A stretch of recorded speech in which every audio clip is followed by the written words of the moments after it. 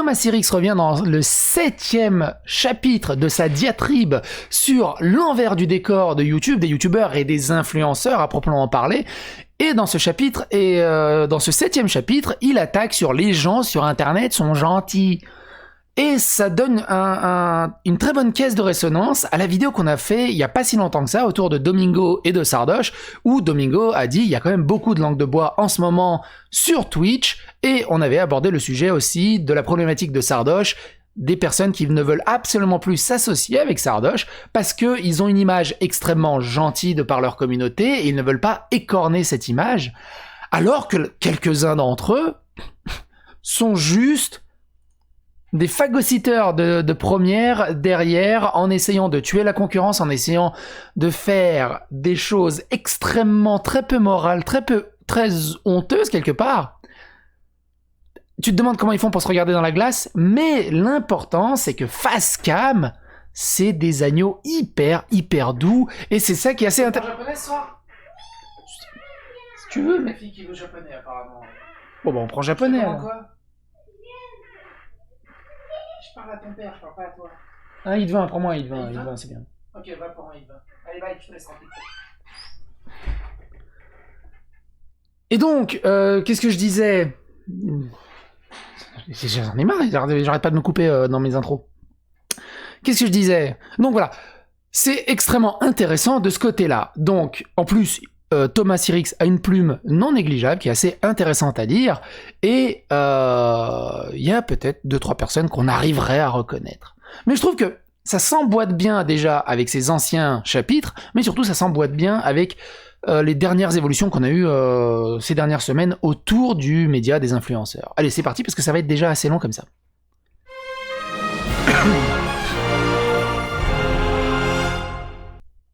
Donc, alors, YouTube, l'envers du décor, les gens sur Internet sont gentils. Très important. Lisez bien la présentation du contexte de cette série avant de commencer. Je l'ai répété plusieurs fois, il faut vraiment lire au moins l'introduction du premier chapitre pour bien saisir pourquoi Thomas Sirix parle de tout ça, c'est quoi le but, et ainsi de suite. Si vous avez raté les précédents chapitres et que vous aimez pas lire, j'ai lu l'intégralité de ces 6 précédents chapitres qui sont dans la playlist tout simplement d'Ali Bourdin, Thomas Sirix, c'est l'envers du décor des youtubeurs. Je vous invite à aller la regarder tout simplement de ce côté-là.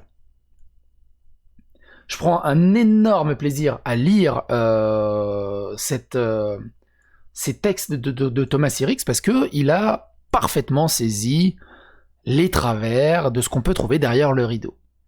Tout simplement de par son expérience en tant que responsable d'un collectif, mais aussi en tant que énormément d'expérience, on va dire, en physique, dans les conventions IRL, à une époque reculée où les conventions IRL existaient encore. Bref. Les youtubeurs sont gentils, vraiment ? Voilà. Et pour la plupart des gens, il faudrait s'arrêter là parce que on veut tous quelque part que l'image de ces gros nounours débonnaires, c'est le mot à la mode en ce moment, débonnaires, corresponde à la réalité de ce qu'ils sont hors champ. C'est humain. Et c'est une manière d'avoir foi en quelque chose, d'avoir des repères et aussi peut-être d'imaginer un peu plus de ce contenu que l'on chérit tant et qu'il nous offre. Seulement, cet entêtement à se voiler la face est le piston moteur de leur modèle financier. Et c'est bien cela qui est à l'origine de toutes les dérives. Je vais donc allègrement taper là où c'est le plus sensible, au cœur. Alors, le plus sensible, c'est pas spécialement le cœur, c'est plus les couilles. Mais bon. La foi est quelqu'un qui vend littéralement une personnalité, entraîne la plupart du temps des abus de confiance. Attention, je ne dis en aucun cas que tous les youtubeurs sont mauvais et hypocrites. Ça, c'est le résumé que feront mes détracteurs pour décrédibiliser mon message. Je tente plutôt de sensibiliser à la prudence, rien de plus, mais rien de moins. Ce chapitre aborde les pires mentalités sur Internet qui se retrouvent bien au-delà de simples youtubeurs. Et surtout, je privilégie l'honnêteté dans mon témoignage, quitte à blesser des orgueils, heurter des convictions, ou pire, enfoncer des portes ouvertes. Sur ce dernier point, toutefois, j'émettrais une réserve. Si les abus des youtubeurs étaient une vérité si évidente pour tout le monde, certains ne gagneraient pas amour, gloire et fortune sur le dos de la crédulité des fans. Ouvrez les yeux, vous avez le pouvoir de changer les choses, il a totalement raison là-dessus. C'est pas parce que tu dis, oh, ouais, bon, j'en doutais pas, sérieux, mais il faut être con. Bah, c'est bien, tu es quelque part quelqu'un d'éveillé, de woke, comme diraient les Anglais, mais t'es très loin de la majorité. Tu peux pas non plus en vouloir à la majorité. La plupart sont soit faibles naïvement, de par leur esprit, ou tout simplement de par leur jeunesse. Tu peux pas en vouloir à un jeune de se faire manipuler par un influenceur. Alors, évidemment, comme le dit Thomas Sirix, pas tous les jeunes. Il y a des jeunes qui sont très matures pour leur âge, peu importe l'univers. Mais on reste dans la discussion. J'ai entendu d'innombrables fois des réflexions de ce genre. Oh voyons, je vois vraiment pas, insérez votre starlet de l'internet favorite ici, mentir, je la vois vraiment pas mentir. C'est pas son genre. Déjà, quand ça part comme ça, c'est que la personne est déjà sous contrôle émotionnel. Le plus drôle aussi, c'est que le gars est pris en flagrant délit de mensonge. Tu lui sers sur un plateau d'argent l'extrait et le contre-argument qui détruit le truc. Eh ben non, il est tellement à fond dedans que tu sors du contexte, que c'est faux et que de toute façon tu cherches juste à lui nuire. Non, c'est pas vrai. Et ça c'est encore plus fou. Et clairement, on peut dire qu'il est déjà sous contrôle émotionnel. En effet, elle part déjà du principe que la personne publique est également le personnage privé. Il y en a beaucoup aussi qui font l'amalgame. Que rire très très fort face caméra, partager des passions communes et faire la bise aux fans est révélateur d'une bonne âme. En réalité, elle ne connaît pas du tout le vidéaste. La personne qui dit ça ne sait finalement rien de la personne concernée, en dehors de ce que cette dernière daigne partager sur les réseaux. Et donc, contrôle. On est dans un... Il y avait un animé qui s'appelait La Blue Girl, où c'était un fanboy qui était ultra fan d'une chanteuse K-pop, et il en devenait maladif, je crois, jusqu'à la fin, il la poignarde. J'ai pas vu ça depuis 25 ans, je crois, cet animé. Mais ce que je veux dire par là, et des influenceurs le voient, il y a des gens dans la communauté qui nous suivent H24 tout le temps, on les accompagne sous la douche, dans le lit, dans leur coup de déprime, on les aide aussi des fois moralement, sans même le savoir ou sans même le vouloir. Donc forcément, ils créent une affection qui est tellement beaucoup plus élevée sans avoir aucune relation. Parce que pas malheureusement, mais le fait de regarder directement les personnes en vidéo, il n'y a pas ce filtre un peu télévisuel, et du coup ça s'accroche, ça match. Et des fois, même moi ça m'est arrivé, je rencontre des gens qui connaissent ma chaîne en convention, et j'ai l'impression que je suis en train de sortir avec eux. Calmez-vous au bout d'un moment. On est une connaissance à la limite, mais on n'est pas des très bons copains. Alors il y en a des fois, ils ont tellement d'étoiles dans les yeux, mais ça va, ils sont à peu près gentils. Ce que je veux dire par là, ça va. Il y en a, ils ont des étoiles dans les yeux, c'est cringe, c'est bordel de merde cringe. Et je pense que si vous faites des vidéos sur internet, que vous avez un minimum de notoriété, vous l'avez forcément vécu. Quand je dis minimum de notoriété, il faut savoir que ça m'était arrivé à l'époque où j'avais 400 abonnés. 400 abonnés, genre je parle de ça en 2010, 2011, c'était une autre période, mais peu importe. Et ce décalage est très bizarre. Ce décalage est très très bizarre, où la personne que tu as en face de toi a l'impression qu'elle te connaît mieux que toi-même. Et ça, c'est ouf. Et ça va bien répercuter par rapport à une deuxième chose qui dit un peu plus bas. Vous ne vous connaissez pas. Libre à chacun d'apprécier un personnage, un travail, une démarche, mais vous ne nous connaissez absolument pas. J'ai connu des gens très bien, comme partout, mais je n'ai pas vu que ça. J'ai connu un YouTuber qui molestait sa compagne. Ça, c'est ouf. Et je peux affirmer que sur ces centaines de milliers de fans, pas un seul n'y croirait. Parce que, comme beaucoup, il fait sympa, mignon, limite enfantin, innocent. J'ai connu une influenceuse qui se fiançait d'un côté avec un type pour se faire entretenir, et de l'autre couchait régulièrement avec un collaborateur, tout en préparant soigneusement la façon dont elle éjecterait le premier quand il sera plus utile. Pour citer un grand philosophe, Michel Galabru, la salope. Merde, c'était Galabru ou Guy Bedos qui disait ça? J'ai un gros doute là, c'est pas grave. je peux affirmer que les gens voient en elle une personne courageuse au-delà de tout soupçon. Alors, Thomas Sirix, pour te contredire sur ce point, il faut énormément de courage pour monter des plans pareils, mine de rien. J'ai connu un artiste qui a fait croire à une femme qu'il avait le sida. Je me citais moi-même, le fils de pute, avant de la bloquer et de dire à tous ses amis en ligne qu'elle le harcelait. Fils de pute au carré.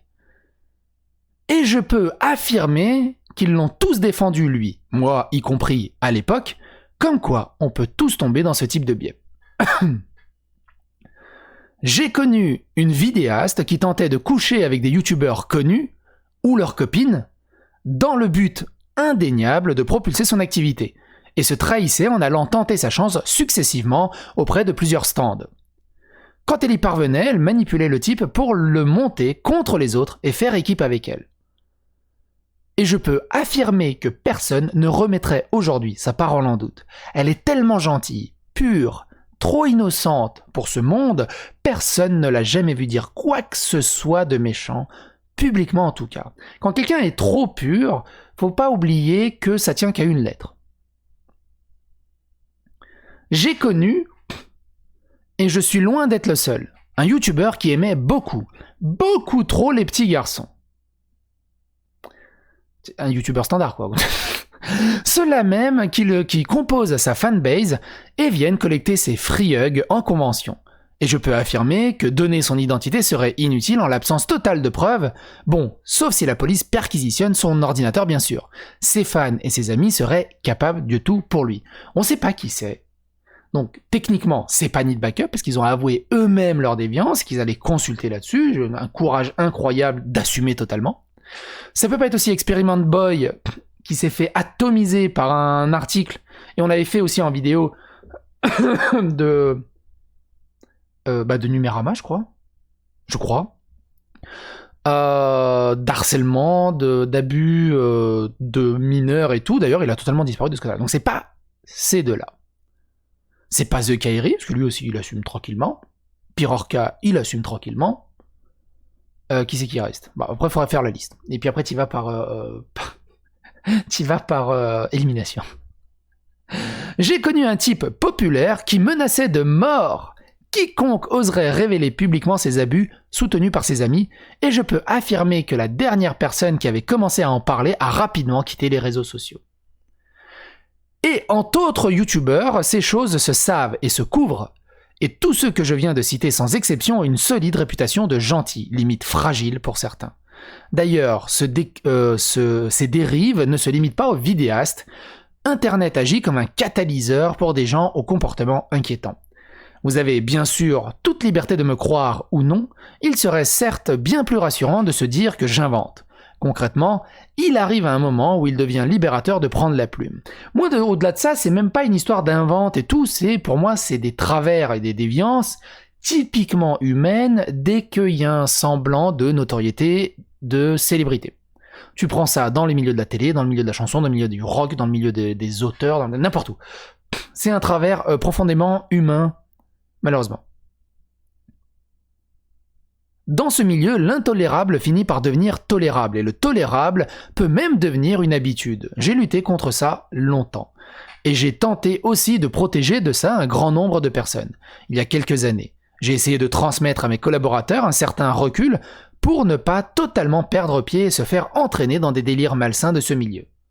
Je leur disais, considérez-vous que vous n'êtes pas un tel, mais celui qui joue le rôle d'un tel.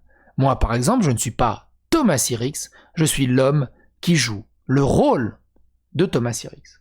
J'imagine que quand il dit ça, c'est par rapport à son rôle de responsable d'un groupe de ce côté-là. Malheureusement, les valeurs que et entre autres, responsable d'un groupe, responsable influenceur, médiateur, tout ce qu'il connaît autour. Malheureusement, ça rejoint un peu la vidéo de Sardoche et de Domingo. Il y a le Domingo chef d'entreprise qui explique professionnellement la problématique avec Sardoche, et il y a le Domingo PA privé qui continue de s'éclater comme un fifou avec Sardoche. Malheureusement, les valeurs que je voulais transmettre n'ont pas toujours été entendues, et pourtant c'est vrai. Cette espèce de mode d'auto-télé-réalité à laquelle s'adonnent la plupart des vidéastes est un bon paquet de gens sur les réseaux sociaux en général. Se créant un personnage et vivant à travers leur communication publique est un fléau envahissant. Car si en tant que public, vous ne savez définitivement pas qui ils sont réellement, eux-mêmes parfois peuvent se sentir perdus.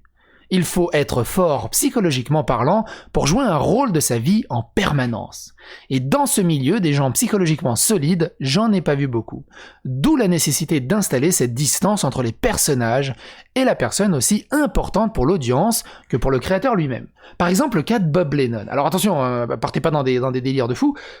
Bob Lennon, avec toute la bienveillance et toute la sympathie que je peux lui porter, je ne comprends pas comment il arrive à tenir son personnage H24. Ça doit l'épuiser, mais d'une puissance hallucinante. Je peux pas me dire que Alors, je le connais pas personnellement, le Bob Lennon, mais j'aimerais bien voir le Bob Lennon privé. Parce que le Bob Lennon privé, il est pas là, t'es pas chez toi, puis t'as sa femme, il dit, tu veux des carottes râpées ? Ha ha, bien sûr, je veux des carottes râpées. Non, il doit pas être comme ça, c'est pas possible. Ou alors il a un grain, mais... les carottes râpées, il va faire des pyros barbares. Puis il va faire une vidéo de 8 heures sur ses carottes râpées. Mais c'est génial. Je sais pas d'où il tire toute cette énergie. Mais c'est un truc de fou. Il doit se poser dans le lit, ça doit être une enclume. Bah, il s'éteint. Et il reboot 18 heures plus tard. C'est incroyable. Je sais pas comment font ces gens pour tenir des rôles non-stop. Ça doit être extrêmement fatigant. Et ce qui est chiant aussi, c'est que y a eu des influenceurs aussi qui ont dit « J'en ai marre de faire ce rôle. J'aimerais juste être moi-même. » Le problème, c'est que s'ils deviennent eux-mêmes, la communauté diminue, ça les fait moins marrer, ça les intéresse moins, et ils perdent tout ce qu'il a monté. Et donc, ils sont enfermés dans ce rôle. Et ça, c'est horrible. Horrible. Comment résonne une personnalité malsaine en ligne ? J'ai vu de nombreuses personnalités plus ou moins nocives dans le milieu de YouTube Internet. Je ne parle pas que de vidéastes, je parle du milieu en général, ce qui inclut fans, forums, groupes, etc. Évidemment, quand je parlais d'influence et de notoriété, ça va à toutes les échelles. Il y a des cadors et des piliers sur des forums, sur des groupes Facebook, sur des fans. Ça marche à toute échelle. Ça marche vraiment de partout. En étudiant comment fonctionnent les pires profils en ligne, on peut arriver à les reconnaître et à s'en protéger. Je ne souhaite à personne de vivre ce que j'ai traversé, et le mieux que je puisse faire, c'est prévenir. Pas dénoncer des gens en particulier. C'est inutile, d'autres prendront toujours leur place. Mais si on arrive à aider les autres à reconnaître et à éviter les mauvais comportements, alors tout le monde en sort grandi. Revenons à l'essentiel. Oui, les gens sur Internet peuvent être parfaitement gentils, surtout les youtubeurs, quasiment tous, sauf si, et tout réside dans ce sauf si. Bien sûr, si vous approchez un vidéaste qui joue son rôle derrière son stand, aussi naturel soit-il, il sera probablement très gentil. En live, encore plus. En vidéo, c'est le top. Youtubeur, c'est un métier, et si vous soutenez quelqu'un pour sa supposée gentillesse, alors vous raisonnez par l'émotionnel. Ce qui est très mauvais signe, car le plus souvent moteur de manipulation. Si vous soutenez quelqu'un pour son travail, c'est autre chose. Et cela n'empêche ni le respect, ni l'estime, gardons les pieds sur terre. Si vous interagissez avec quelqu'un sur Twitter, par exemple un artiste, un vidéaste, ou même un fan, vous pouvez tomber sur des personnes adorables, vraiment. Mais ce n'est pas le fait de dire des gentillesses, faire des dessins mignons, soutenir des causes à la mode qui définit la véritable personnalité des gens, ni même leurs éventuelles toxicités. Les masques tombent quand ils sont confrontés à des choix ou des difficultés.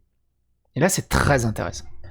Pour prendre un exemple personnel, quand j'ai été diffamé avec une violence rare en mai 2019, on a pu voir fleurir des témoignages opportuns, bidons ou très bidons. Par exemple, des personnes avec qui je ne m'étais pas entendu. Effet de masse, influencé en amont, qui sait. Vous conviendrez que de ne pas s'entendre avec une personne et en retour chercher à détruire sa vie, c'est assez inadapté. On a tous des gens avec qui on a eu des accrochages, mais imaginez un instant qu'ils décident pour cela de contribuer activement à démolir durablement votre existence sans penser aux conséquences à votre famille, votre compagne, vos amis, que ça peut toucher aussi. Ces comportements typiques des campagnes d'ostracisation collective sont très mauvais signes, mais ils dépassent largement mon petit cas particulier. À différentes échelles, ces comportements et les méthodes associées sont extrêmement répandus dans les communautés en ligne. C'est pour ces raisons que lorsque vous voyez des gens participer à une campagne à un cancel, il faut s'en méfier. Qui sera le prochain ? Malheureusement, le public aime les vannes, les punchlines, la surenchère, le clash, les combats à mort.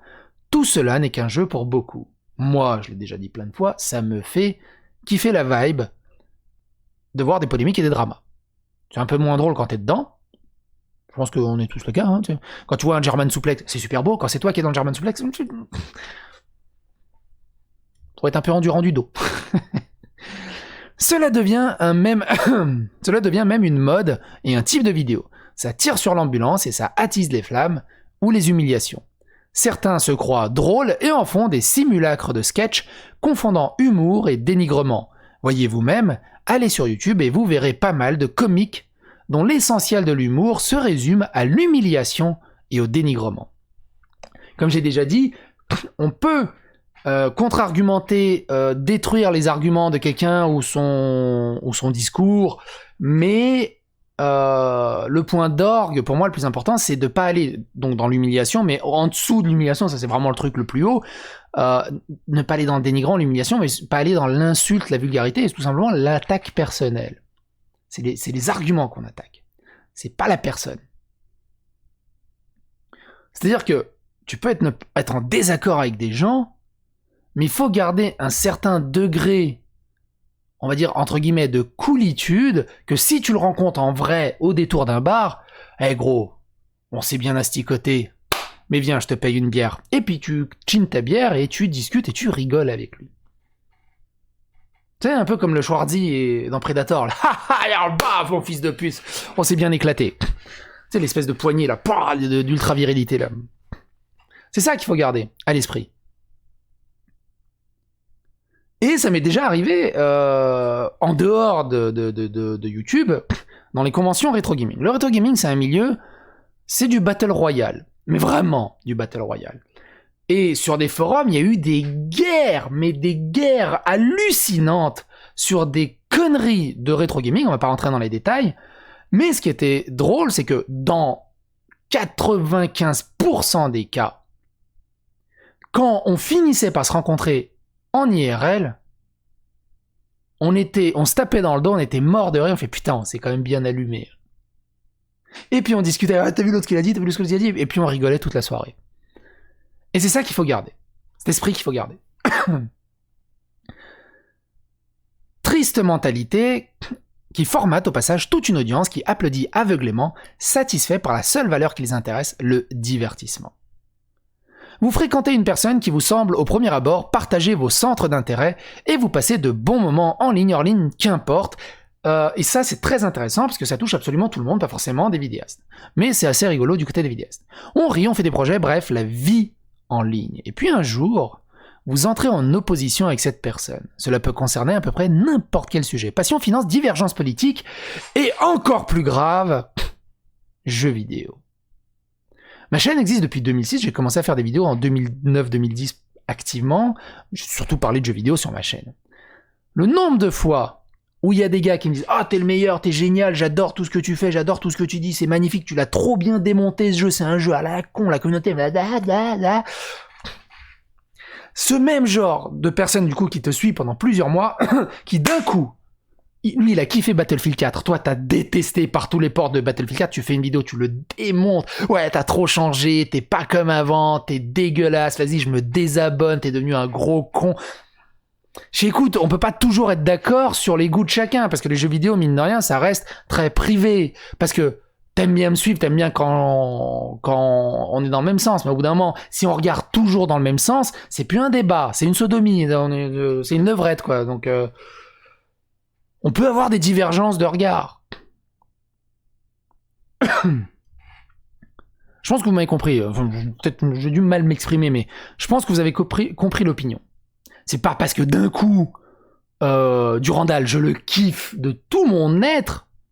Si j'étais pas marié, Il y aurait peut-être moyen, maintenant c'est trop tard, mais ce que je veux dire par là, c'est que des fois il dit des conneries hallucinantes sur certains films que moi j'adore, mais c'est pas pour ça que je vais le détester, ou je vais dire mais qu'est-ce qu'il raconte comme conneries. Je sais que c'est ses goûts, et il présente ses argumentaires tellement bien qu'au final je me dis ouais, t'as raison, mais je m'en fous de tes arguments. Le film il est génial quand même, mais je comprends tes arguments aussi. Et c'est pas pour ça que son image va être désacralisée ou quoi que ce soit, ou je vais toujours continuer de l'aimer. Mon petit Dudu. Chez des gens normaux qui peuvent supporter la frustration, une divergence n'est qu'un écueil, un détail. Au pire, s'il y a dispute, on évite le sujet ou on ne se parle plus du tout. Il y a aussi ça, le mec qui disparaît pendant 6 mois. Je sais qu'est-ce qui s'est passé, t'as dit ouais mais en fait je te faisais la tête. Tu me faisais la tête pourquoi? Je te faisais la tête parce que là t'as parlé d'Undertale et moi j'ai beaucoup... Mais c'est tout? T'es sérieux? Mais t'es un ouf! Et puis ce genre de mec il va te dire ouais tu partout sur les réseaux sociaux, ouais il a craché sur Undertale, c'est un connard, sa vie de... Mais t'es un barge. Et généralement moi ce que je fais dans ces cas-là, je fais ah oui, donc juste parce que j'ai pas aimé Undertale, tu m'as diffamé, calomnié, tu m'as insulté, t'as essayé de monter plein de gens contre moi parce que t'as pas supporté le fait que j'ai une divergence d'opinion sur... Tu sais quoi, Undertale c'est le pire jeu de la vie, il devrait pas exister, et tu peux te le foutre dans le cul. Tu sais, j'en rajoute un peu comme ça, je fais au moins qui valide sa haine, que ça sert au moins à quelque chose, parce que c'est débile au bout d'un moment faire ça. Alors forcément t'as le petit côté troll. Les personnalités moins... Alors que s'ils seraient revenus pour discuter calmement, bon, on aurait pu discuter sur les raisons des argumentaires plus posés. Mais non. Les personnalités moins constructives auront tendance à se monter la tête. Faire d'un gravier une montagne, être dans leur lit, continuer l'engueulade. Si vous avez une copine, vous l'avez déjà vécu, ou un copain, vous l'avez déjà vécu, quasiment sûr vous l'avez déjà vécu, parce que moi, ma femme me l'a déjà fait plusieurs fois.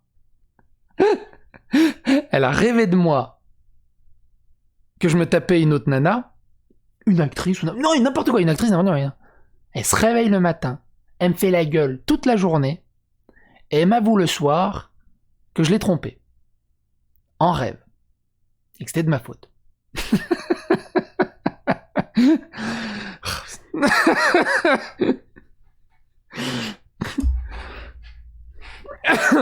Puis, tu sais, ça continue à ressasser, ça continue à s'engueuler dans sa tête et tout le bazar. On l'a forcément vécu, ce truc. Quasi sûr. Faire d'un gravier une montagne, incapable de prendre du recul, tout est grave. Et comme disait comme disait Aldo Machon, rien n'est grave, sauf la mort. Faire d'un gravier une montagne incapable de prendre du recul, tout est grave. Et plutôt que de se remettre en question, ils vont chercher dans votre comportement tous les signes susceptibles de vous diaboliser. Souvent incapables de prendre leurs responsabilités, ils refuseront le dialogue. Aucun problème, et un jour, ils vous explosent en pleine face. Un boucaquet géant. Qu'est-ce qui se passe? Avant de partir dans la phase d'opposition, ce sont pour la plupart des véritables anges. Nombre d'entre eux en font d'ailleurs des caisses. Quand ça part trop dans la mièvrerie, demandez-vous de quelle façon la personne a rétabli l'équilibre. Sans opposition sérieuse, on ne peut qu'apprécier leur élan immodéré de gentillesse trop pipou, mais il y a des signes qui ne trompent pas. La propension à salir les autres sans discernement. Le trait le plus visible est sans nul doute l'absence de discernement. Incapables de vivre en harmonie, ils ne peuvent pas ignorer ce qui ne leur convient pas. Ils vont au contraire chercher à le salir. C'est généralement ce qu'on retrouve dans toutes les dérives, ce que j'appelle les extrémistes SJW. Toute leur vie est basée là-dessus, ils ne peuvent que exister à travers de la dénonciation d'autres. Il faut passer 24 heures en ligne et il faut qu'ils trouvent des choses à dénoncer. Ce qui est rigolo. D'abord par des petites blagues, et puis par des rumeurs, et enfin, cela peut finir en obsession. Ils vont chercher la moindre petite chose pour descendre une personne, et ils sont très forts à ça. Aucun mérite tout de même. Personne n'étant parfait, ce petit jeu est à la portée de tous. Pour eux, tout est grave. Ils n'ont pas de discernement. Un petit mensonge est forcément un signe de manipulation au dernier degré. Un agacement trahit fatalement un dangereux colérique. Une maladresse, pour eux, c'était forcément calculé. Enfin, vous voyez le tableau. Notez au passage l'emploi systématique des termes extrêmes, toxiques, cancer, pervers narcissique, problématique, etc. Les accusations sont faciles et ne connaissent aucune limite. Cela amplifie violemment les biais de confirmation. Ils vont traquer et lister tous les aspects vaguement négatifs d'une personne ou tous les minces indices qui vont dans le sens de la théorie pour confirmer leur jugement. Et cela donne au final des conclusions folles, hors sol, basées sur des conjectures sans preuve. Un exemple. Telle personne est une ordure toxique, capitaliste, car il a refusé de laisser un pourboire au café et ne m'a pas prêté 2 € pour le bus. Ce qui veut dire qu'il voulait garder ses sous probablement pour se payer de la drogue, parce qu'il a souvent les yeux rouges, mais il soutient les réseaux sociaux mafieux, donc c'est un criminel. T'as peut-être un tout petit peu Godzifié le truc. Vous trouvez le raisonnement exagéré ? Bien. Parce que sur les réseaux sociaux et dans les opérations de cancel, ce genre de logique suffit pourtant largement à déclencher la haine sur n'importe qui. On arrive donc régulièrement à des hugbox couplés à de la diabolisation. En groupe d'intérêts similaires, des gens un peu paumés se persuadent d'être parfaits et les autres diaboliques. Avec tous les biais qui vont avec, notamment le fameux « si t'es pas avec moi, t'es contre moi ». Il n'y a pas de demi-mesure, il n'y a pas de gris. Personne n'est Michael Jackson. Tu choisis. Les plus talentueux ou lâches, c'est selon, se cachent derrière des valeurs de tolérance. Mais ces groupes sont en fait la définition même de l'intolérance. Dans un tel groupe, les membres n'hésiteront pas à trahir, même des amis, pour pouvoir rester dans les bonnes grâces du groupe et ne pas s'y opposer. Impossible donc d'être authentique avec de telles mentalités qui ne laisseront rien passer. En parlant d'intolérance, ces mentalités particulières fonctionnent sur des stéréotypes dignes de collégiens. Et pour cause, il y en a beaucoup dans le public. Par exemple, dark égale adulte. Je sais pas d'où ça vient le dark égale adulte. Thomas, depuis quand Dark Bieber c'est adulte ? Dark adulte. Alors oui, quand t'es quand t'es collégien et tu mets je suis Dark Sasuke, tu te sens adulte. Ouais, ça doit être ça en fait. Connu égale riche, droite égale méchant. Moi, je suis gaucher, ça va. Ça vole pas haut. Et sans aucune forme de discernement, dès le début du collectif, des gens bizarres faisaient le calcul. Fondateur égale patron, qui égale grand patron, qui forcément égale riche, qui forcément égale exploiteur.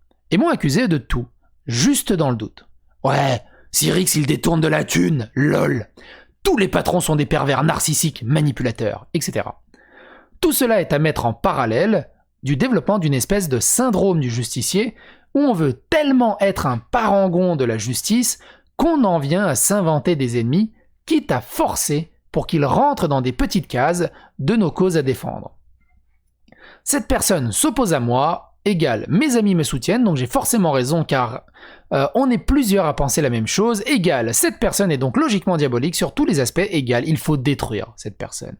Le refus de dialogue est l'incapacité à se remettre en question.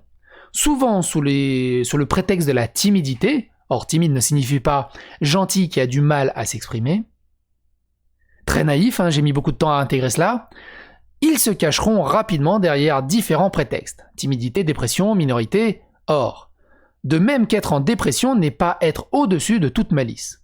Appartenir à une minorité ne signifie pas que tous les actes de la personne sont nécessairement à soutenir. Vous pouvez essayer de dialoguer avec eux, mais une bonne partie fuira le dialogue. Ils préféreront vous descendre publiquement ou devant leurs amis, c'est-à-dire dans un cadre où ils sont sûrs de ne pas être seuls pour assumer leurs actes. Et surtout, pas de contre-opposition. À la politicienne, pas de contre-vérité. À force de traîner sur Internet avec des gens comme ça, j'avais même fini par développer ce sentiment de non-dit. Cette appréhension permanente qui rend parano que d'autres nous en veulent sans vouloir le dire, à raison. Et si l'on parvient à dialoguer, à pousser ces gens à affronter leur logique, à les mettre en face de leur incohérence, au bout d'un moment, ils s'effondrent. Ils peuvent même se remettre brièvement en question. Mais laissez-les quelques heures et ils reviendront invariablement vers leur jugement initial. Comme si toutes les discussions et la remise en question n'avaient jamais eu lieu. L'esprit tourmenté en roue libre les auront en quelques jours, voire quelques heures, persuadés qu'en fait ils ont totalement raison. et se persuaderont d'éviter tout dialogue à l'avenir pour se prémunir d'une future sensation de faiblesse. J'ai perdu beaucoup de temps avant de réaliser que donner une quelconque affection à de telles personnalités, inaptes à l'apprécier et ne se concentrant que sur le négatif, était peine perdue. Et se sentent alors si faibles qu'ils se persuadent d'éviter tout dialogue pour se prémunir d'une future sensation de faiblesse. Plus traître, on peut souvent voir des personnalités nocives dénoncer tout ce que je suis en train d'expliquer. Ça, c'est les plus vraiment pervers, je trouve. En visant uniquement les gens qui s'opposent à eux, ils sont capables de dénoncer un problème et un mode de pensée dont ils sont les principaux instigateurs et acteurs. Un autre petit trait de caractère fait qu'ils sont plus sensibles aux critiques, même infimes, qu'aux compliments et encouragements. Il y a eu de nombreux moments où je faisais des compliments à des gens qui donnaient l'impression de ne même pas les avoir entendus, mais pouvant en parler pendant des semaines d'une petite remarque insignifiante. T'as dit que j'avais beaucoup de talent et que j'étais vraiment quelqu'un de bien, mais tu as critiqué ma coiffure quand je t'ai demandé ce que tu en pensais. Ordure. Ça, c'est le syndrome de la copine et de la femme aussi. Chérie, tu trouves comment ma robe ? Bien, elle est très bien. Très bien. Faut y aller par réflexe. Le doute, c'est la négation. T'as pas le droit de douter. Évidemment, le contre-Uno infernal que font toutes les femmes, ou toutes les femmes que moi j'ai vécues, c'est « Tu remarques rien ?» Et je peux te dire que t'as intérêt à trouver dans les 20 secondes, sinon... Tu sais, là, c'est le temps s'arrête dans ta tête. Tu rentres dans ton palais mental, t'es Robocop. Zzz, tu la scannes de la tête aux pieds. C'est un merdier. C'est vraiment un merdier.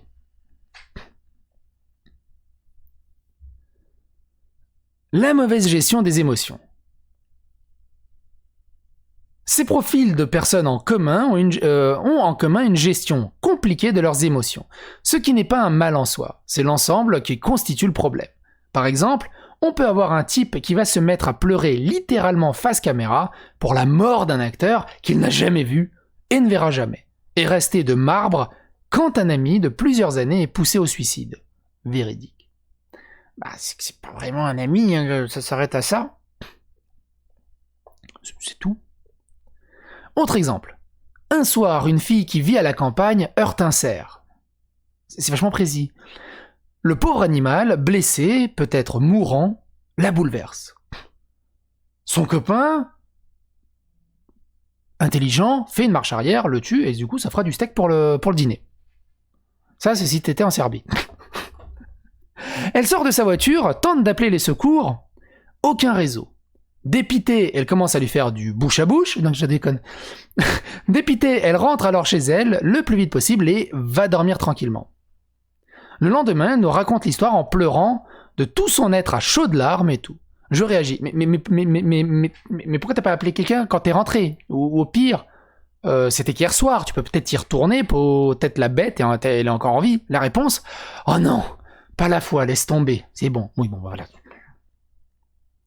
C'était sur le moment. Elle était choquée aussi sur le moment. C'est dur, hein. C'est dur. Quand t'as tes petits poissons carrés qui sont carrés comme à la cantine, ça va. Quand t'as ta truite et tu dois lui touper la tête, lui virer les boyaux, c'est différent aussi. C'était ma femme d'ailleurs. On allait en Serbie avec des copains. Et moi, je suis dans une toute petite campagne. Et forcément, dans une petite campagne, moi, j'ai une ferme, des vaches, des poules, et c'est une petite campagne, quand il y avait la fête, on tue un cochon, tu l'égorges. Alors c'est dur au début, les premières fois, quand même, ma femme, elle s'est éloignée, mais quand faut y aller, faut y aller. Si t'as faim, hein, parce que bon, c'est bien de manger des œufs et des pastèques, mais au bout d'un moment, t'as envie d'un petit cochon, quoi. Ou un poulet c'est rigolo. Un poulet, alors petite parenthèse, je l'ai déjà raconté, mais elle est rigolote. J'étais très jeune, genre vraiment jeune, genre peut-être 13-14 ans, ado, ouais. 13-14 ans, mon arrière-grand-mère, donc j'étais en Serbie, mon arrière-grand-mère me gardait, et pour manger à midi, on allait tuer un poulet. Donc elle va prendre le poulet, elle coupe la tête, elle me montre. Et du coup, on mangeait le poulet pendant 3-4 jours, Et du coup, 3-4 jours plus tard, il faut retuer un poulet. Et du coup, il dit, vas-y, il faut que t'apprennes quand même. Maintenant, t'es l'homme de la maison, blablabla, et tout le bazar. Très machiste, hein, mon arrière-grand-mère. Et du coup, je coupe la tête. Et je sais pas si vous savez, mais les poulets, ils continuent de courir et de vivre pendant un certain moment, même si la tête est coupée. C'est-à-dire, t'enlèves le processeur, le disque dur, il s'en bat les reins, il va dans tous les sens. Donc le poulet, il m'échappe des mains, parce que mine de rien, je m'attendais pas à une telle vivacité, tu sais, un vieux poulet dégueulasse, d'un coup, ça se transforme en Karl Marx. Non, c'est Karl Marx. Non. C'est qui le champion du 100 mètres? Karl Marx, c'est... Non, Karl Marx c'était un communiste, lui il courait pas beaucoup. Sauf si quand il y avait Staline derrière, mais... Bref, vous avez compris la référence. Et du coup, le poulet... Alors, pause. Le poulet, là, il est en plein jump de fou furieux. Pause, parce qu'il faut que je vous raconte ce qui se passe derrière. On est à la ferme, on a... À l'époque, on devait avoir 5 ou 6 vaches. Facile. Tous les matins, tu te lèves à 6h, 7h, tu vas voir les poules, tu ramasses les œufs si tu veux te faire une omelette. Tu sors les poules de leur poulailler, tu vas voir les vaches, et faut pelleter la merde des crottins des vaches pour... Et donc, à côté de l'étable, t'as une putain de montagne de bouse de vaches qu'il fallait vider tous les... je sais pas, on l'a dégagé tous les 1 mois, 2 mois, 3 mois, je sais plus, on les mettait en engrais dans les champs. Et ce que je voulais dire par là, donc on reprend, tu peux enlever la pause, là, le poulet... Évidemment, dans la montagne de bouse. Et là, t'y vas, hein. Y a pas de oh là là, je suis un gars de la ville, au secours. Non, t'as faim. T'y vas, tu ramasses ton poulet et puis tu vas le déplumer et puis bordel. Je sais même plus pourquoi je vous raconte ça.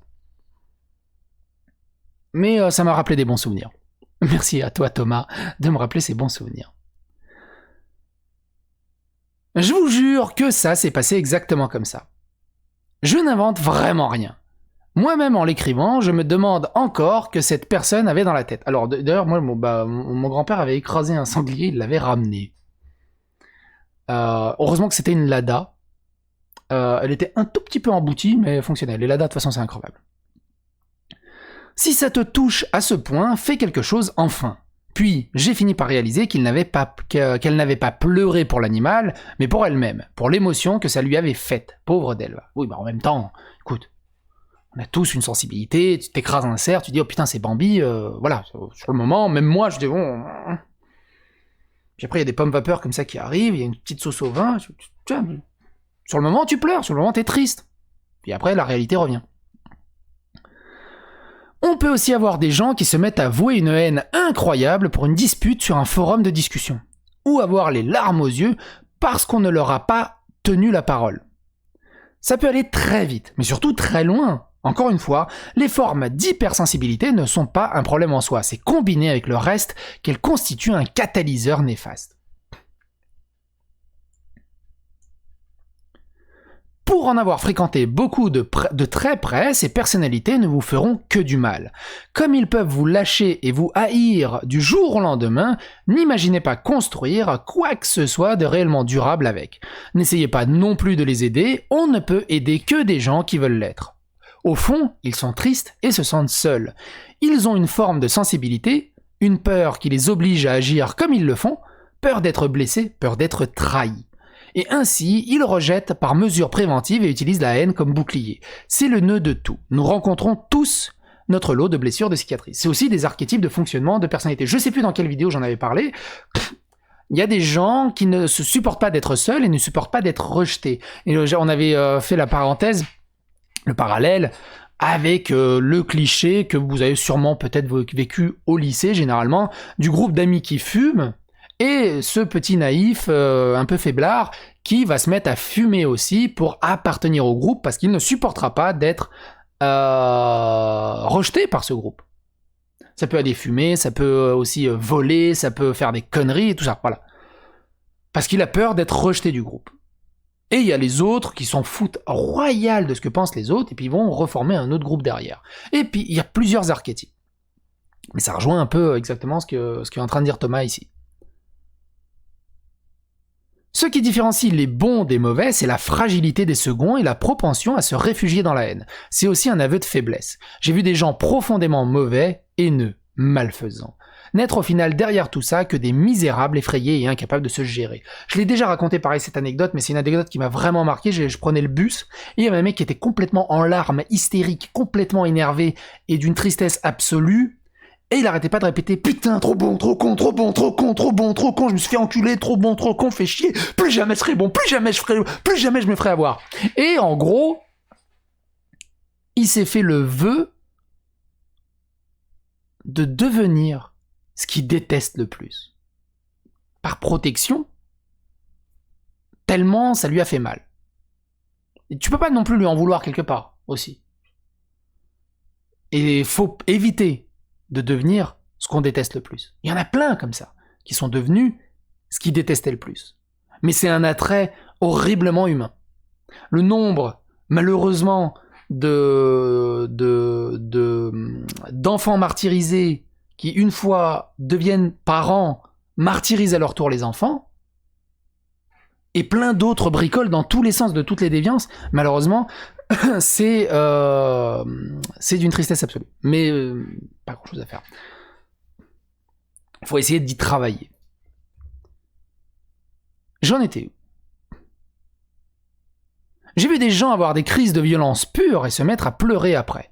Des gens avoir une peur panique de perdre le contrôle, qui pensent avant tout à eux. Ils sont toujours victimes, toujours la faute des autres.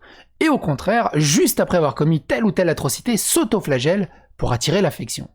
Au fond, ils ont surtout peur des autres, quitte à s'inventer des ennemis. Est-ce que ça excuse tous leurs actes? Non. Cela peut éventuellement les expliquer. Et c'est totalement différent. On peut être touché par leur sort, avoir de l'empathie pour leurs conditions, c'est d'ailleurs la porte d'entrée émotionnelle que beaucoup utilisent pour établir une relation. Vous ai-je déjà parlé du petit oiseau tombé de son nid? Alors avant d'aller plus loin, il y a quelque chose qui pop dans ma tête. Vous pouvez dire aussi dans les commentaires « Ouais, mais c'est bon, psycho, tu dis ouais, t'as fait ça, t'es intouchable. » Non, c'est juste que je donne les contextes et les argumentaires et des petites histoires un peu à gauche à droite en fonction de la narration. Mais je suis loin d'être intouchable et un parangon de la moralitude et tout ça. Moi aussi, je suis tombé dans des cas de colère extrême. Moi aussi, j'ai eu des biais de pensée incroyables. Moi aussi, j'ai fauté. Évidemment, c'est arrivé à tout le monde. Et le truc, c'est qu'il faut se dire, c'est que on a tous notre croix à porter. Tous. Celui qui dit non, c'est faux. C'est pas possible. C'est faux. On a tous subi des épreuves dans la vie, on a tous subi des moments extrêmement difficiles, peu importe les origines, peu importe la classe sociale. Alors oui, il y en a, ils vont avoir plus de difficultés que d'autres, il y en a, ils vont en avoir moins, mais globalement, tous.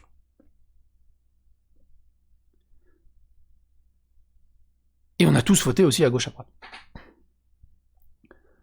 On peut être touché par leur sort, avoir de l'empathie pour leurs conditions, c'est d'ailleurs la porte d'entrée émotionnelle que beaucoup utilisent pour établir une relation. Vous ai-je déjà parlé du petit oiseau tombé de son nid? Oui, c'est un film de Mon nom et personne, avec Terence Hill. Mais ce serait une erreur. Ne croyez pas une seconde que vous pourrez aider le cas le plus avancé. Il leur faut un suivi psychologique sérieux, et il vous faut les éviter. C'est à eux de s'adapter aux codes sociaux et non le contraire. Quelle que soit votre volonté de bien faire, rien de ce que vous ferez ne sera jamais assez fort pour s'inscrire dans leur mémoire. Si le vent tourne, ils vous haïront, et ils font ça en eux. J'en ai déjà payé le prix fort de nombreuses fois. La règle d'or. La meilleure façon de lutter contre une personnalité nocive, c'est de ne pas la fréquenter ni attirer son attention. Si vous avez beaucoup d'amis en ligne, relisez attentivement ce texte et surtout faites bien preuve de discernement. Ne minimisez ni n'exagérez votre analyse. J'en ai déjà parlé précédemment, certains types de profils se retrouvent un peu plus souvent en ligne. Si vous avez des gens autour de vous qui sont dans cette mentalité, je ne saurais trop vous conseiller de faire bien attention, voire de prendre une distance polie. Entendons-nous bien. Je ne parle pas de tous les gens sur Internet, là il est question des pires, mais des profils comme ça, il entraîne tout de même beaucoup, vraiment. Quant aux youtubeurs, il est difficile de cerner correctement des gens à partir de leurs images publiques, alors faites bien attention à ne pas tomber dans l'émotionnel. N'oubliez pas que pour une partie d'entre eux, le travail consiste à vous dire ce que vous voulez entendre à longueur de temps. Illustration. Temps de lecture 18 minutes, mon cul. C'est du KFC. J'en étais où? Illustration. À présent, détendons-nous un peu l'anus, l'atmosphère, avec quelques anecdotes. Voyons quelques exemples concrets de la manière dont les gens peuvent se montrer la tête jusqu'au ridicule. L'entrée. Il y a longtemps, je dirigeais un collectif de vidéastes qui devait se rendre à une convention qui offrait les repas aux invités le premier soir. C'est le deuxième soir, tu peux crever la dalle, on s'en fout. La structure associative qui gérait la convention ayant été débordée, les repas avaient été livrés avec grand retard. Heureusement, mon équipe s'était par hasard trouvée dans les premiers à recevoir des pizzas. Bonne nouvelle, pas pour tout le monde. Il n'en fallut pas plus pour voir fleurir des accusations selon lesquelles j'aurais corrompu le staff pour qu'on ait le repas et pas les autres, bien sûr. Oui, sérieusement, corrompu. Avec quoi? Mystère. Ils m'en ont voulu. J'avais été insulté en vidéo à l'époque. Il faut dire que pendant des années, un certain nombre de personnes se sont imaginé qu'en étant à plus d'une dizaine sur une seule chaîne, cela pouvait générer d'immenses revenus à l'unité.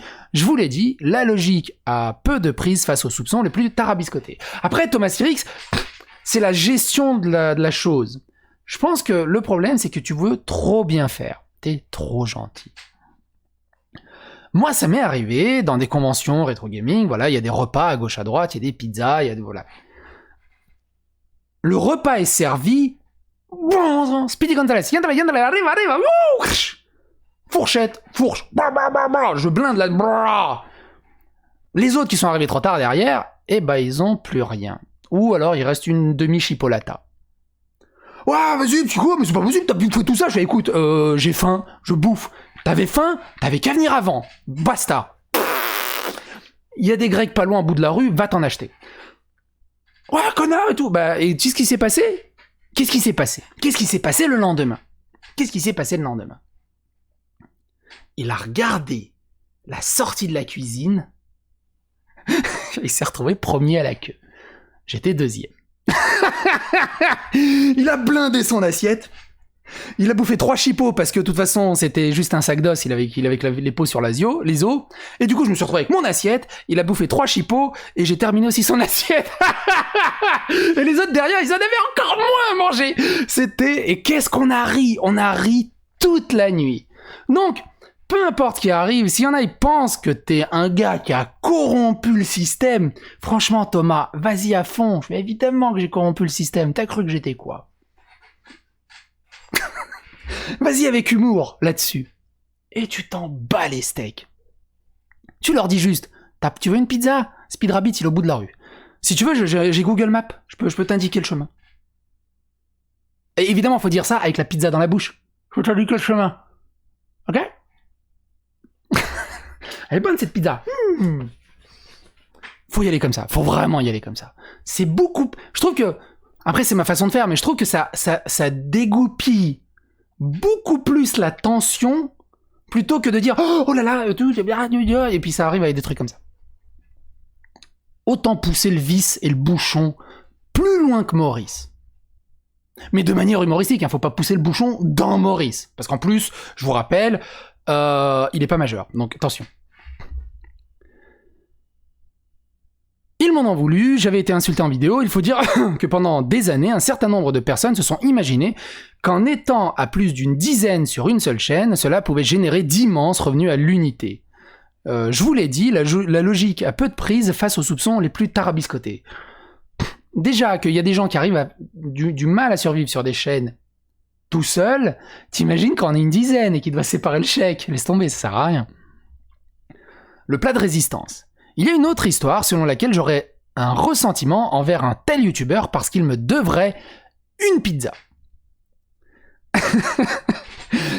Ça me rappelle... Alors, je suis désolé, ça me rappelle une autre anecdote.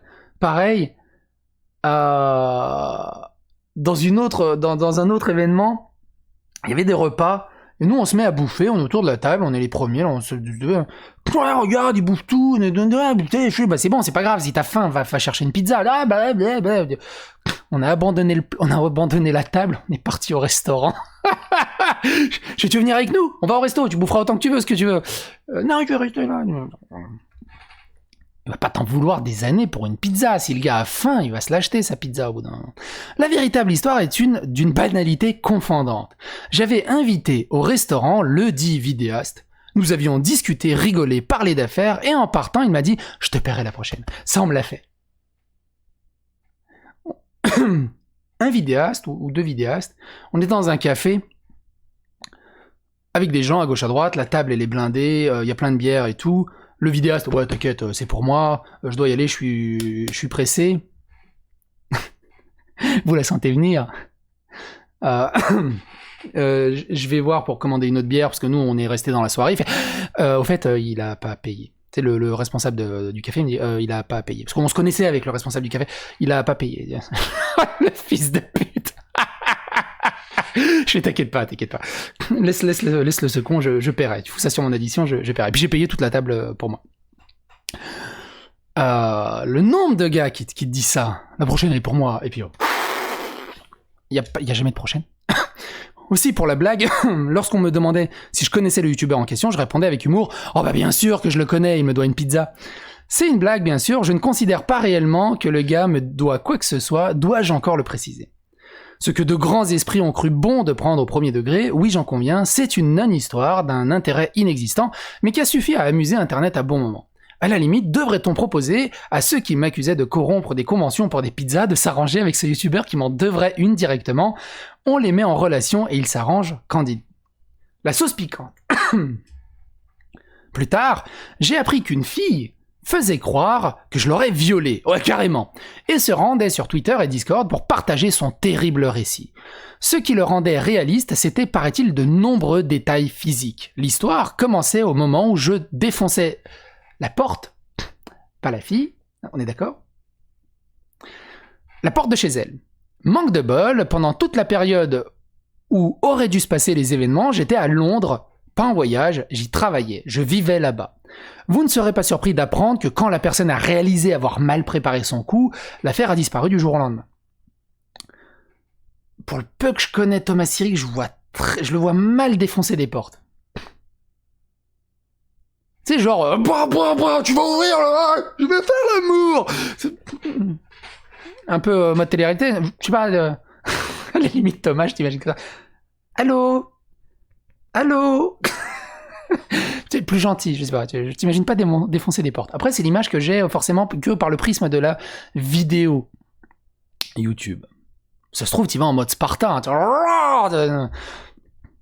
Je préfère le prendre à la rigolade, mais j'estime très grave le fait de produire de telles accusations mensongères. On est d'accord que c'est des accusations dévastatrices, surtout sur les réseaux sociaux.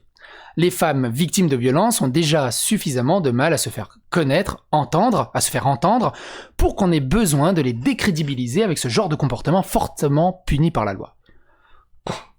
Rassurez-vous, en 10 ans d'internet, je n'ai jamais connu un vidéaste qui ne soit pas accusé de viol, au moins une fois, fût-ce au détour d'un message privé ou d'un thread Twitter éphémère. Pour le moment, moi, oh là là, je suis vierge de ce côté-là.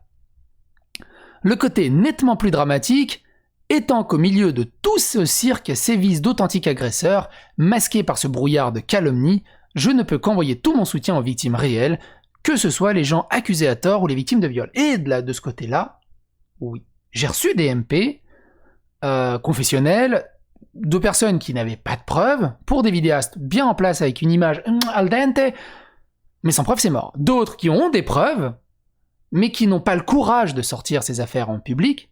Et moi, comme je l'ai déjà dit, le conseil que je leur donne, c'est monter un dossier, garde-le dans un coin, si ça te tient vraiment trop à cœur, donne-le au commissariat, mais si tu le sors publiquement, t'es la première qui va te faire défoncer. Violemment. Il faut être sûr que tu peux pouvoir emmagasiner ça. Parce qu'il n'y a pas de retour arrière. Ça va durer 1 semaine, 2 semaines, ça va être un bordel. Réfléchis bien. Ça sert à rien d'être précipité. Si ça sort publiquement et que c'est intéressant, on le traitera publiquement. Si tu veux que ça reste privé, ça restera privé. Si ça aide juste d'en discuter, tant mieux. Ça restera dans les sphères privées. mais l'entièreté de ce choix ne dépend que à la potentielle victime. Nous, on n'a rien à dire là-dessus. C'est déjà assez compliqué comme ça. Le dessert. C'était un soir en convention, un youtubeur que je connaissais décide d'emmener 2 filles dans un bar jusqu'à minuit, tranquille. Là, l'une d'elles m'appelle et j'apprends qu'il est reparti tranquillement chez lui de son côté, les laissant là, seul, en pleine nuit, sans bus, pour rentrer à 7h. Alors, ça m'est arrivé aussi, sans le youtubeur, hein. C'est-à-dire que voilà, on était dans les bars, j'étais beaucoup à un moment dans des bars à gauche à droite. J'en ai fait des putains de kilomètres pour accompagner des nanas ou des garçons à gauche à droite. T'habites à 40 bornes. Allez, on y va. C'est 40, 80 bornes. Tu rentres chez toi, il est 3h du matin. Mais au moins, t'es sûr qu'elle est rentrée cool. Ou ça nous est déjà arrivé aussi, on se cotise, on lui paye un Uber. C'est pas si sûr que ça au final, mais il y a un peu plus sûr qu'elle rentre en métro, en RER ou ce genre de choses. Je vous laisse deviner qui est la bonne poire, qui s'est donc relevée immédiatement pour aller les chercher en voiture et les déposer chez elle, et a pu se coucher à 1h du mat, debout à 7h le lendemain, mais pas de soucis, je ne pouvais pas les laisser là à moitié cosplayées, en pleine banlieue et dormir tranquille, surtout si elles étaient cosplayées, putain. C'est un fils de pute le mec. Morale de l'histoire, aucune. 1 an plus tard, elles ont manipulé le youtubeur pour me faire passer pour sexiste et l'ont soutenu par stratégie politique. Le milieu YouTube peut être incroyablement opportuniste. Paraître n'est pas être. Et surtout, méfions-nous des chevaliers blancs qui se posent en parangons de la vertu. Ce qu'on nous vend en vidéo n'est souvent que stratégie commerciale bien rodée. Ainsi, l'un des principaux soucis lorsqu'on se lance dans la carrière de YouTube, c'est que les profils malsains risquent de nous entourer très très rapidement et pour cause. Attirés par un besoin irrépressible de reconnaissance, ils vont coller tout ce qu'il fait de la lumière. Et pourquoi essayer de devenir eux-mêmes vidéastes? Certains y arrivent, là il s'agira clairement des pires youtubeurs de ce réseau. Mais aussi, j'ai pensé pendant des années que le milieu ne pouvait pas être aussi médiocre, que le problème venait forcément de moi. C'est d'ailleurs ce qui m'a poussé à rester aussi longtemps. On fait tous des erreurs, on peut se disputer, ne pas s'entendre, etc. Mais le milieu va infiniment plus loin que ça. Aujourd'hui, le fait de coucher, tout ça sur papier me fait réaliser à quel point ce milieu a un problème. Au bout d'un moment, on ne peut plus se voiler la face, même avec les meilleures volontés du monde. En m'éloignant, j'ai retrouvé des amis d'enfance, me suis rapproché de ma famille, etc. Et de ce monde, de faux semblants, rien ne me manque. Pas un seul instant. Je n'ai, de toute ma vie, jamais eu la moindre accusation, le moindre problème qui soit à la hauteur de ce que j'ai pu subir ou voir dans le YouTube game. Si vous ne connaissez pas ce milieu, il faut que vous sachiez ce qu'il en est. Quand j'ai raconté tout ça à la personne qui partage ma vie depuis quelques années, elle ne m'a naturellement pas cru. Et puis elle a vu les messages, les conversations, les tweets, les accusations. Quand on m'a calomnié publiquement en mai 2019, elle était là, toujours, sans faille. Elle ne s'est pas laissée avoir. Pas une seule seconde. Elle m'a soutenu chaque heure qui passe depuis. Et je suis honoré d'attirer ainsi les faveurs d'une personne aussi bienveillante. Je tenais à travers ces quelques lignes la remercier en particulier. Croyez-moi, une seule hirondelle peut faire le printemps. Je me souviens d'un vieux film de Kenshin le Vagabond en OAV, pas la série animée, en OAV. Alors c'est des vieux souvenirs. J'adorais Kenshin, ça fait longtemps que j'ai pas revu le truc. Il y a un moment, en fait, Kenshin a une femme. Et en fait, ils expliquaient que les ninjas, les Kenshin, je sais même plus ce qu'il est, les Bushido, je sais plus, bref, les maîtres du katana, les femmes étaient leurs fourreaux pour pas qu'ils deviennent fous. Calmer leurs ardeurs et garder une certaine stabilité. J'avais trouvé cette image assez intéressante. Si quelqu'un a le titre de cet OAV de Kenshin, j'aimerais bien me le revoir. Il était vraiment cool. Malgré tout ce qui s'est passé, j'insiste sur le fait qu'on ne doit pas se laisser gagner par la haine. On ne doit pas laisser quelques mauvaises herbes gâcher la vue splendide qu'on peut avoir sur le jardin de la vie. Continuez à tendre la main encore et toujours. Ce qui doit évoluer, c'est le choix des personnes à qui on l'attend. Et les mentalités de quelques-uns ne représentent heureusement pas la nature humaine dans son ensemble. Ne laissons pas la médiocrité des pires nous atteindre, apprenons à identifier des cas à problème et passons à autre chose. Vous pouvez apporter vos propres témoignages en commentaire, une seule règle, anonymisez tout. Soyez dignes, nous sommes là pour partager des expériences et non salir des gens. Les faits présentés ici sont bien réels, mais pour respecter l'anonymat, les lieux, les dates et les caractéristiques des personnes ont été changés. C'est un excellent article, un excellent chapitre que ce 7e chapitre, du côté de l'envers de YouTube, de l'envers du décor de YouTube, et surtout de la plume de Thomas Sirix. C'est toujours un régal énormissime à lire. J'espère qu'il vous a intéressé autant qu'il m'a intéressé. N'hésitez pas à regarder les précédents chapitres. N'hésitez pas à remercier évidemment directement Thomas Sirix de ce côté-là. À bientôt pour de nouvelles aventures. Abonnez-vous, phagocytez l'algorithme de YouTube, likez, dislikez, clochez, commentez, et on se retrouve pour d'autres vidéos.